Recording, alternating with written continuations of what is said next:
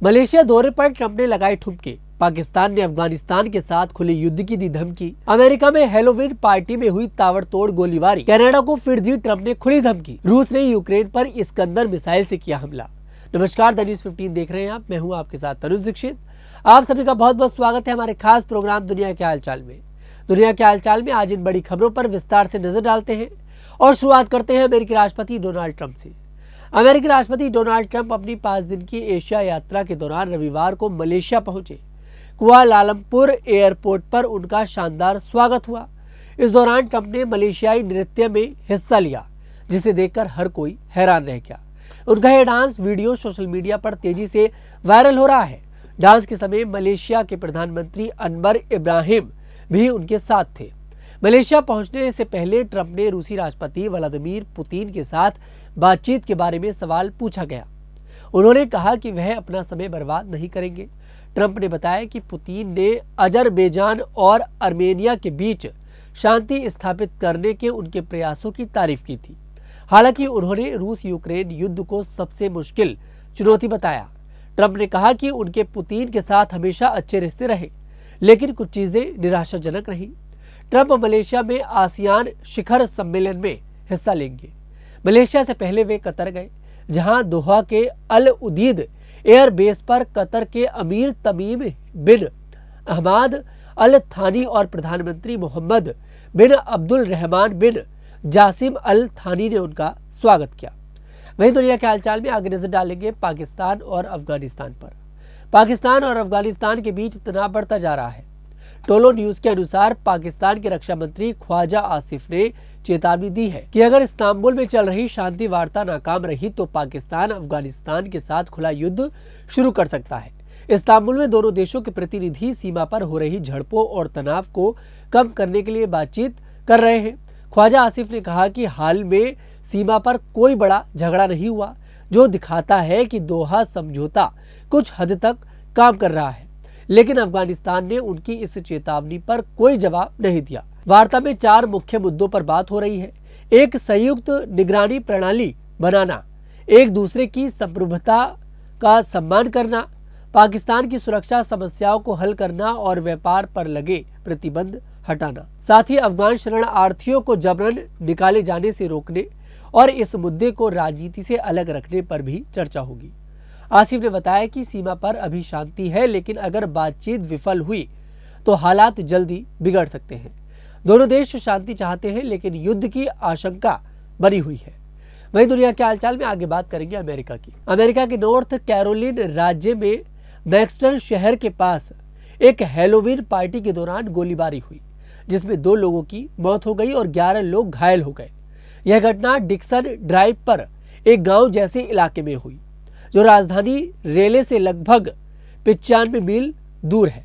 South Carolina की सीमा के पास बसा हुआ है। रोबेसन काउंटी शेरिफ कार्यालय को सुबह करीब 3 बजे इसकी सूचना मिली। जब पुलिस वहां पहुंची तो वहां अफरा तफरी का माहौल था। शेरिफ कार्यालय ने लोगों से कहा कि अगर उनके पास कोई जानकारी हो तो वे बताएं। North Carolina state bureau of investigation भी इस मामले की जांच में मदद कर रहा है। यह इस हफ्ते डिक्सन ड्राइव पर दूसरी गोलीबारी की घटना है। 22 अक्टूबर को 28 साल के डेरियस मैकनील की इसी इलाके में गोली मारकर हत्या कर दी गई थी, जो एक घरेलू झगड़े से जुड़ा था।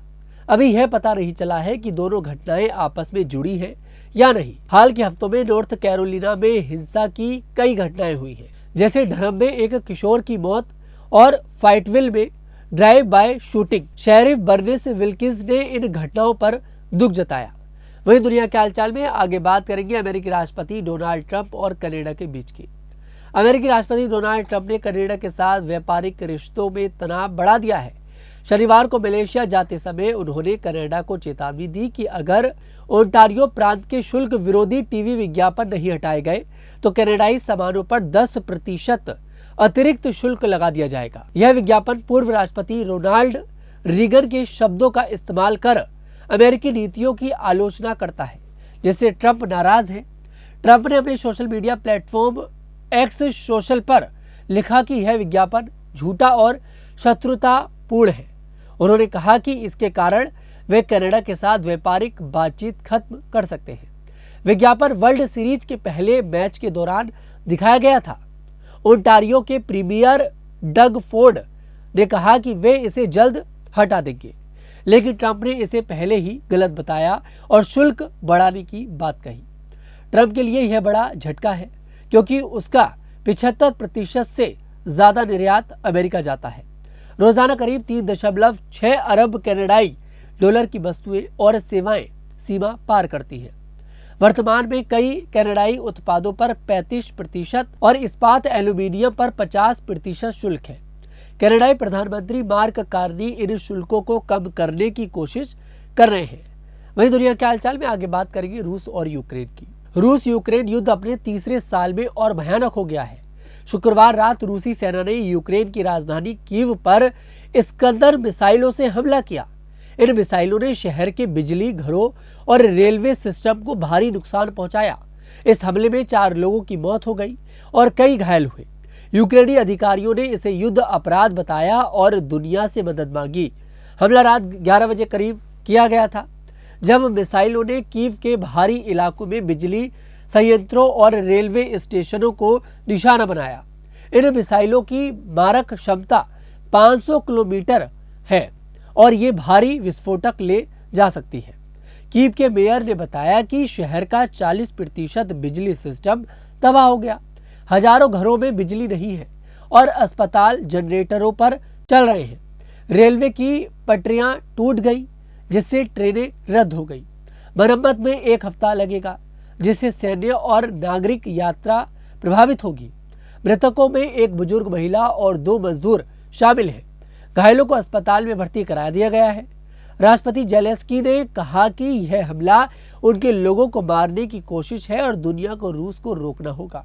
उन्होंने नाटो से हथियारों की मांग की है। आज की दुनिया के हालचाल में इतना ही। मैं तनुज दीक्षित फिर आपसे मुलाकात करूंगा। तब तक के लिए हमारे साथ देखते रहिए न्यूज़ 15।